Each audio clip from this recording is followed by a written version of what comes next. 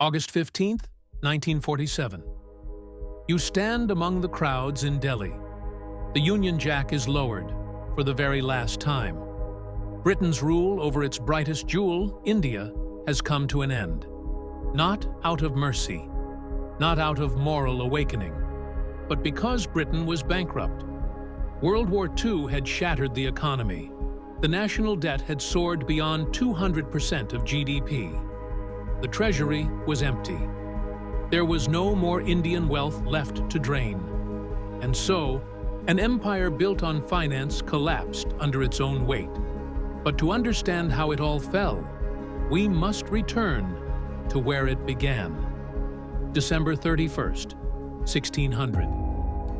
Queen Elizabeth I signs a royal charter granting a group of English merchants exclusive trading rights between the east coast of Africa and the Western Pacific. Its name, the East India Company. At first it seemed harmless, dealing in spices, textiles, and tea. But soon, it began to act like a nation of its own. By the 18th century, the company commanded a private army of 260,000, twice the size of Britain's own. It had its own flag, its own currency, its own laws. A company with the power of a kingdom. The turning point came in 1757 at the Battle of Plassey. After defeating the Nawab of Bengal, the company was granted the right to collect taxes, the Diwani, across Bengal, Bihar, and Orissa. That meant direct control over more than 30 million people. The East India Company was no longer a trader. It was a ruler. It taxed, it governed, it exploited. It seized monopolies on salt, tobacco, and opium. Indian artisans were forced to sell their work at half its value.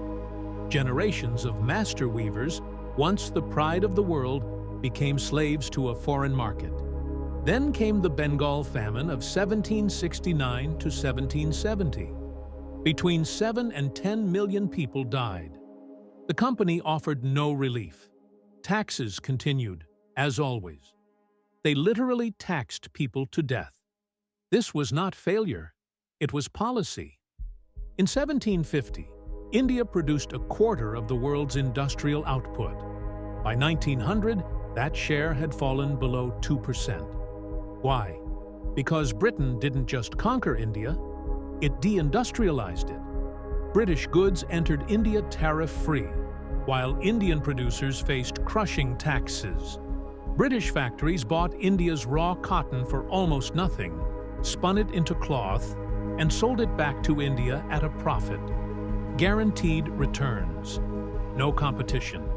Between 1850 and 1896, textile imports from Britain soared from 5 million to 18 million yards.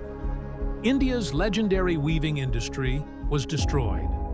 Between 1600 and 1871, India's GDP per capita fell from 60% of Britain's to less than 15%. It was systematic, it was deliberate, and it made Britain unimaginably rich. An empire built not on honor or justice, but on balance sheets and blood. For every fortune made in London, a life was lost in Bengal.